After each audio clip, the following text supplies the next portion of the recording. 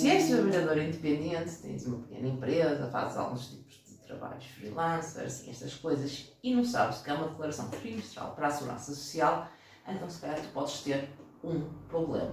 Mas não te preocupes, a Catarina está aqui para te ajudar e me ajudar a mim também a entender um bocadinho o que é isto, as declarações trimestrais para a Segurança Social.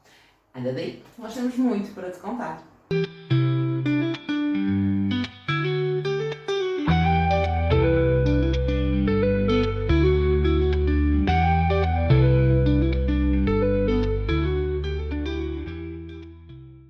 Já percebi que existem vários tipos de declarações trimestrais, não é? Mas hoje vamos só falar da Segurança Social. Sim, vamos só falar da Segurança Social. Pronto. Então é assim, a pessoa, quando cria uma empresa, um trabalhador independente, no regime simplificado e também contabilidade organizada, pode optar ou não por ter, ter que entregar estas declarações trimestrais perante a Segurança Social.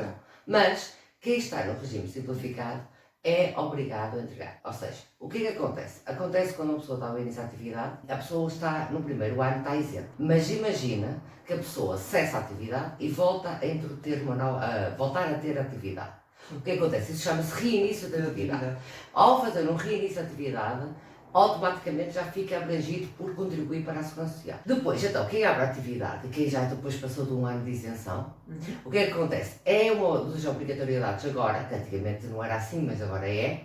O que é que acontece? As pessoas são obrigadas a entregar trimestralmente, perante a Segurança Social, o seu volume de negócios. Então, 3 em 3 meses. Em janeiro, fevereiro e março, tem que entregar a 30 de abril o seu volume de faturação, o seu volume de negócio. Daqueles 3 meses. Daqueles 3 meses. Depois volta a repetir, não é? Mais depois volta a repetir em 31 de julho, depois em 31 de outubro, etc. Pronto, é assim que funciona. Tem a aba dos trabalhadores no emprego, trabalhadores independentes, e vai aí e faz a sua declaração trimestral. Mas isto no site da Segurança Social? No site da Segurança Social Direta, que é a nossa Segurança Social, agora de todas as pessoas, sem ser até trabalhadores independentes. Pronto. E, entretanto, faz essa situação e o que é que acontece? No fim, dá o volume de negócios somado, não é? O janeiro, fevereiro e março, tudo somado. Então vai dar a taxa, vai ser aplicada a taxa da Segurança Social. E essa taxa, o que nós podemos fazer é, se não quisermos contribuir tanto, há uma opção que diz menos 25% e a pessoa consegue reduzir a sua contribuição mensal. E essa situação é o que dá origem a que tem que fazer isto obrigatoriamente. Imagina que a pessoa se esquece. Se a pessoa se esquecer, depois também no final do ano pode fazer essa declaração de forma anual. Ou seja, a Segurança Social dá essa opção para fazer a sua declaração de forma anual. Por isso, não há problema se imagina a pessoa não sabia ou se esquece. E é nesse sentido que tem que realizar. Mas então porque é que... Ok, existe a opção mensal, mas há alguma coima se for anual, não é? Porque já percebi que o preferencial é o trimestral, não é? Existe coimas se não entregar. Existe coimas se não o fizer. Trimestralmente. Ok. Isto é mesmo só uma opção. Sim, é uma opção que depois, para mais minimizar, digamos assim. Depois a questão é essa, imagina, a pessoa, se não fizer isso, vai pagar sempre o mínimo. Porque há um mínimo agora, antigamente não existia este tipo de situação, mas já existe um mínimo que é 20 euros. Imagina, se a pessoa se esqueça de pagar fazer esse trimestralmente, no final do ano tem que fazer o acerto. No final do ano tem que fazer o acerto. E aí vai pagar o valor desse passado. Não, o que ficou para trás. Sim, mas a pessoa se esqueceu logo no início do ano e não fez nenhum, vai pagar o ano todo. Vai pagar o ano todo, pronto. Mas é isso que eu estou a dizer. E essa situação depois vem tudo junto. Exatamente. Imagina a pessoa estar a pagar tudo junto, aquele valor é muito elevado. Mas o mínimo a pagar realmente, e depois assim, imagina que a pessoa tem um volume de negócios pequenininho. 300 euros, outra vez 300, outra 200, etc. Estou a dar este exemplo. Realmente paga 20 e tal euros, 20 euros, é pouquinho. Mas imagina que a pessoa também não descontou, nesse mês não realizou nenhum volume de negócios, põe lá a dizer que não realizou e então paga o mínimo. Mas tem que pagar o mínimo sempre. 20 euros, que são 20 euros. Por trimestres. Sim, não, por mês. Por mês, ou seja, cada trimestre são 60 euros. Por exemplo, se for o mínimo. O mínimo, sim, estamos a falar do mínimo. O mínimo. Mas, por exemplo, é isso que depois, o que é que a pessoa tem que fazer? Mensalmente tem que emitir a guia, tem que ir lá ao portal das finanças, já está lá na posição atual valores a pagar, e emite a guia, tem que pagar sempre até dia 20 do mês seguinte. Okay. Mas é mensalmente vai pagar esse valor. Imagina que nesse mês pagou os tais 70 euros, estás-me a dizer, trimestralmente. Imagina que no próximo trimestre o valor já é mais elevado, o valor do volume de negócios já vai pagar outro tipo de contribuição, consoante o seu volume de negócios. Pronto, já é assim que funciona esta situação. O que é bom a pessoa contribuir para também o futuro, não é? O futuro sim, até para questões, por exemplo, depois de poder de meter reforma. baixas, É assim, a baixa é diferente na Aí não entra estes descontos que nós também acaba por entrar um bocadinho, não é? E entra, se a baixa dá essa opção, mas não é isso, mas é diferente. O trabalhador independente, o trabalhador por conta de outro, as baixas. Sim. Mas pode também ter baixas. Sim, não, mas estou a dizer no sentido de termos descontos para a segurança social, para termos outro tipo de benefício. Por exemplo, quando foi a questão do Covid, houve muitos trabalhadores independentes que não tiveram algum tipo de apoio, não é? Sim, mas porque não havia este tipo de descontos para a segurança social, ou não houveram tantos descontos para a segurança social. Sim, claro. Mas para as pessoas reformadas, as pessoas que não fazem os descontos para a segurança social, chega a altura da reforma e ficam a ver a vida. Não, isso é. Dizer. Pronto, Seja, acaba por ser uma salvaguarda também. E depois não é isso, e depois se a pessoa não fizer nada disto, tem que pagar o mínimo. E depois, se a pessoa não pagar, depois já vai ser penhorada, e depois tem que pagar, e depois é que vai para a dívida e é que vai ser penhorado. E depois são juros, são custas que têm anexas ao valor, por exemplo, imagina os 20 euros, não é? Já começa a ser um volume grande de pagamento, não é? Não vale a pena estar a chegar a esse nível. E agora, pronto, realmente houve uma alteração às faturas de recibos eletrónicos e realmente às vezes há pessoas que me abordam a perguntar agora, aquilo está diferente, não sei como devo fazer, agora já não consigo emitir tão bem. Pronto, e então neste caso vamos esmiuçar aqui um bocadinho, tirar essas dúvidas que existem. Certo. Pronto. E então aquilo começa com o fato no portal das finanças, não é? Vamos ao portal e é emissão, acho que ainda diz emissão de recibos verdes, isso ainda diz. Nós entramos e começamos a emitir. Temos que ter sempre a ideia de que tem o número de contribuinte do cliente. Antigamente, agora já ao introduzir só o número de cliente, ele já nos dá, número de contribuinte do cliente, já nos dá a informação relativamente à pessoa em si, ou fiscal, uma empresa ou mesmo em nome individual também tem essa situação. A moradas fiscais, etc. Basta só pôr o número de contribuinte do cliente que automaticamente aparece. Pronto, temos que colocar a data da transação, que é diferente da data de emissão, entretanto, mas pode ser a mesma data de uma e outra. E depois é na parte mais complicada, é quando realmente temos que fazer aquela parte que é a descrição. A descrição é assim mais, tem que se adicionar agora a descrição, antigamente não. E é aí que surgem as dúvidas, surgem algumas mais dúvidas, pronto. E também o enquadramento que devemos colocar, principalmente do IVA, isenções, esse tipo de situação. Pronto. Por isso, aí nesse caso temos que ver se é prestação de serviços, se é vendas, se é produto ou não. Agora tem muito mais, ou seja, está a começar a preparar também para quem quiser mesmo fazer faturas eletrónicas diretamente no portal. Em vez de ter um programa de faturação, eu acho que a ideia vai ser mesmo essa. Futuramente caminharmos para aí. Caminharmos também ter essa situação online, mas já diretamente do portal. E então, na descrição temos que ver se é produto, se é serviço e saber que tipo de atividade é. E depois colocar a quantidade, a unidade, que agora também já tem mais situações dessas que antigamente não tinha essa situação de unidades. Agora tem metros, tem o que dependendo do que for, a prestação ou a venda do produto. E temos que colocar isso e depois temos que colocar realmente aquela situação que é a descrição do que vamos fazer, se é prestação de serviços, se é venda de um produto ou qualquer coisa assim, temos que também colocar alguma coisa na descrição, como antigamente o fazíamos, e escolher a situação do IVA. E isso vai tudo depender do nosso enquadramento em que criamos a atividade, quer empresas ou quer trabalhador individual. E então, neste caso, se for, por exemplo, isento, artigo 53, que é aquela situação que eu falei, tem que se pôr um 0, isento 0, e depois escolher o artigo 53 que também está lá estipulado. Temos que colocar lá qual é o IVA, o regime de IVA, ou a 6 ou a 13, conforme o que for o regime que esteja abrangido.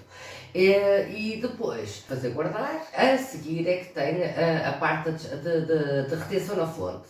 Okay. E aí vai tudo depender, se a pessoa estiver isenta de retenção na fonte, é dispensa de retenção, ou, por exemplo, se tiver retenção agora, que existe o Orçamento de Estado de 2025, agora pode optar ou a 25% ou a 23%, que isso acaba por, imagina que uma pessoa faz 23% do IVA e se fizer a retenção, realmente anula-se entre si. Está a ser essa situação. E depois guardar e finalizar, e emitir e verificar o resumo, como é que está. Só depois é que é feita a emissão, não é? Ou seja, depois emitir, depois imprimir e fazer o processo. Entretanto, se imagina que erra, ou por exemplo no número de cliente, ou por exemplo no número de contribuinte, ou no produto, ou até no serviço, ou no valor, pode anular o recibo, a fatura recibo eletrónico. Mas tem algum prejuízo a pessoa que faz a anulação de uma fatura? Não tem prejuízo nenhum. Então se erra, depois faz novamente a emissão do recibo certo. Pronto, mas neste caso é mesmo anular o recibo. Tem que ter cuidado, é que a verificar essa situação não convém não verificar muito mais tarde, que é para não mais cedo a retificação melhor. Até convém que seja no mesmo mês, que até é o ideal. E entretanto é o que eu digo, agora quando a pessoa presta um serviço, convém também ter atenção que essa situação tem 5 dias, são 5 dias para emitir a fatura de recibo. Qualquer fatura Tem prazo, sim, úteis, não é? Sim, 5 dias, sim. 5 dias. Correios? Correios. Correios, ok. É melhor. E entretanto é assim que agora funcionam os recibos. Também aí é que se faz também a fatura de recibo de ato isolado, também se faz aí, que também é basicamente igual agora à emissão do recibo, a emissão da fatura, da mesma forma como eu estava a dizer, realmente aí aparece a guia depois, porque os atos isolados, por norma, têm IVA e depois emite a guia automaticamente, que aparece em baixo a dizer quer emitir a guia para pagamento, e diz que sim, e já está a guia para fazer o pagamento do IVA, da parte do IVA. Mas diz uma coisa, ou seja, a opção do regime nunca aparece, ou seja, a pessoa, o trabalhador independente, à partida, não é? Se não o trabalhador independente que está a fazer esta emissão, a pessoa, uma empresa à partida já sabe, ou se não as finanças a fazer, as finanças não, a contabilidade, mas, por exemplo, ou seja, nunca aparece pré-preenchido de acordo com o regime daquele trabalhador. Ou seja, não. Aquela pessoa tem mesmo que saber qual é o regime que se enquadra, o enquadramento do IVA, só está preenchido, é a parte de cima do cabeçalho, que é que é a pessoa em si. Depois tem que ter atenção também, imagina que tem várias atividades, também, conforme a prestação de serviço ou a venda que está a fazer, enquadrar de acordo com o que está a fazer. Depois aparece o cliente e depois a descrição toda de acordo com... Por exemplo, dá-me aqui um exemplo do que é que poderá ser uma descrição. Por exemplo, um formador, que é um que nós damos aqui muitas vezes. Pronto, o formador pode pôr a formação,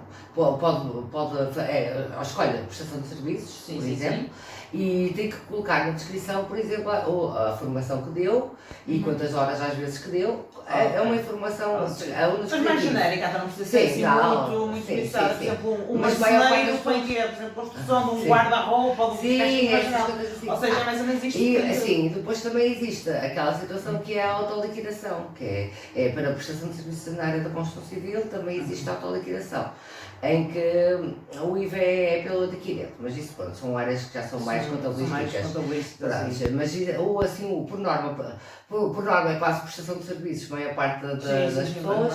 E então é isso, é fazer a descrição da prestação de serviços e adicionar a descrição e colocar a prestação de serviços, colocar a quantidade, a unidade e colocar o valor. Por exemplo, agora estou-me aqui a lembrar, aqueles motoristas de aplicativos, não é? Que agora até há muitos, não é? Isso é tudo por recibos verdes na maioria dos casos. Por exemplo, eles devem, na descrição, na quantidade, eles contabilizam o quê? As horas, os quilómetros? Não, por norma fazem a unidade e põem o valor total. uma unidade que é, por exemplo, um mês de trabalho. Sim, não é? por exemplo, ou e põe um valor total. Ok, sim, por causa da questão das unidades pode realmente gerar aqui um bocadinho de complicações. Sim, realmente ali agora já está mais esmiuçado unidade, ou quilómetro, ou horas, ou metros quadrados, ou qualquer coisa assim. Pois, isso é que eu me lembrei, por exemplo, no caso de um turista, como é que contabiliza as horas de trabalhar? Não, mas é mais para venda, neste caso, para a área da venda, sim. A prestação de serviços é muito mais simples, porque é uma prestação de serviços. É uma prestação, ok. Não se contabiliza de forma em metros quadrados, nem em 50, por isso, unidade, coloca unidade. Uma unidade responde àquele serviço valor, no geral, que poderá ser um mês, uma semana, um dia, seja o que for, não é? Sim. É mais para vendas e é que se tem este tipo de descrição da quantidade e o que é, o produto que é. Exatamente. É basicamente isso. Pronto. Algum recado assim mais específico que queira dar a pessoas que estão a começar a fazer emissões de faturas? Sim, porque as pessoas convém estarem atentas é verificar realmente o IVA e o tipo de retenção. E se está sujeito a retenção ou não. Exatamente. E o tipo de IVA, que enquadramento é que se encontra na sua atividade. Isso é o que é o mais importante valorizar e verificar realmente se está a fazer retenção ou não, se está dispensado ou não, porque já sabe que o valor, até aquele valor pode estar dispensado, e normalmente é isso que tem que terem atenção. As pessoas, por norma, deviam fazer a sua própria faturação, porque realmente terem também uma ideia. Sim, maior controle. E depois realmente, para ver realmente quando uma pessoa se excede ou não o valor, por exemplo, de isenção, convém também ter atenção a isso, por exemplo, mas pode fazer isso é consultar os recibos e põe a data, as datas, até agora, por exemplo, imagina até hoje, e em baixo tem um resumo de tudo, tem o resumo do valor anual, que verifica se já ultrapassou os 14.500, por exemplo, e o IVA e o IRS, tudo, tem esse resumo tudo em baixo. Okay. Ou seja, já dá aquela avaliação se no próximo ano for preciso fazer aqueles tais alterações ao regime. Exatamente. Ou também por causa da retenção na fonte, do IRS, da retenção. Sim. É importante saber que, por exemplo, imagina meio ano, verificar em meio ano qual é o valor em que se encontra. E então vai a consultar recibos, põe as datas respectivas, por exemplo, a data até hoje e a data de 1 de janeiro de 2025 e verifica em baixo, faz pesquisa e em baixo aparece o resumo com o valor anual, com a retenção na fonte e com o IVA. Okay. E assim verifica tudo direitinho. Exatamente, já tem um panorama mais geral. Okay. Até porque depois, imagina, se ultrapassa no meio, como já tínhamos dito, se ultrapassar a meio, por exemplo, do ano, já ultrapassar o valor, o limite. Sim, o limite. O que é que acontece? Acontece que a pessoa já tem que fazer retenção na fonte no mês a seguir. O IVA não. O IVA já expliquei que o IVA só até 31 de janeiro do ano seguinte pode alterar o regime. Exatamente. Mas a retenção não. A retenção é no mês a seguir ao ultrapassar o limite. Exatamente. Por isso convém realmente irem fazendo as pesquisas. Pelo menos uma vez por mês, se calhar. Sim, ou faz o recibo e pesquisa, vai pesquisando também, ou controlando isso. É importante. Ok, pronto. Dá sempre jeito de saber. Mas mesmo, por exemplo, para pessoas como eu, na área de prestação de serviço, na área, por exemplo, de consultoria, formação, sim, são pequenas coisas, todas as pessoas que passam faturas de recibos eletrónicos, convém ter sempre esse tipo de controle. Exatamente. E também saber um bocadinho da lei. Entender um bocadinho a lei para saber se está a fazer bem o recibo também, se está a emitir bem o recibo. Até porque, por exemplo, para quem emite, por exemplo, quem presta serviços para estrangeiros, é diferente a forma como é feita o recibo verde, a fatura de recibo eletrónica também. Sim, também já me aconteceu ter um cliente que era estrangeiro, teve que emitir a fatura, eu tive que emitir contigo na altura, porque era diferente, era o VAT number e outras alterações. Tem que ter, realmente, a pessoa que faz tem que ter, se for intracomunitário, tem que ter realmente o VAT number, que é o número que deve ter para intracomunitário, tem que estar válido, porque senão tem que emitir com IVA, se não tiver essa situação. Pois os internacionais estão isentos de IVA, não é? Sim, intracomunitário está isento de IVA. Intracomunitário, exatamente. E então o que é que acontece? Para isso precisa ter esse VAT number, que é mesmo VAT number, e tem que ter isso válido perante a União Europeia, mas para isso tem que ser na atividade colocar isso. A dizer que exporta, importa, presta serviços intracomunitários, isso tem que colocar no destino, tem que colocar o destino logo na atividade. E então e depois tendo isso realmente pode fazer fatura de recibo eletrónico para intracomunitário, por exemplo, para a Espanha, para a França, para a Inglaterra, a Alemanha, coisas assim. É, na Europeia, sim. Não sei se tem mais alguma coisa a acrescentar sobre a questão da fatura recibo eletrónica. Eu comecei o vídeo toda contente a falar de recibos verdes e ela depois disse, não é fatura eletrónica, não é fatura recibo eletrónico agora. Recibo verdes era mais bonito e era mais fácil. E acho que nós toda a gente conhece isso por recibo verde, não é? O senso comum é esse. O senso comum é o recibo verde e acho que vai ser sempre, é quase como aquelas caixas herméticas, vão ser sempre Tupperware. É verdade. A fatura recibo eletrónica vai ser sempre recibo verde, não vale a pena. Sim, não vai mudar. Não tem mais nada para acrescentar? Sim, acho que não. Pronto. Se tiverem dúvidas ou deixem no comentário, podem mandar um e-mail que a Catarina responde, já vos disse isso várias vezes. Deixem o vosso like, subscrevam o canal, deixem depois um comentáriozinho, que seja só um fixezinho, só para eu saber que vocês viram isto tudo até ao fim.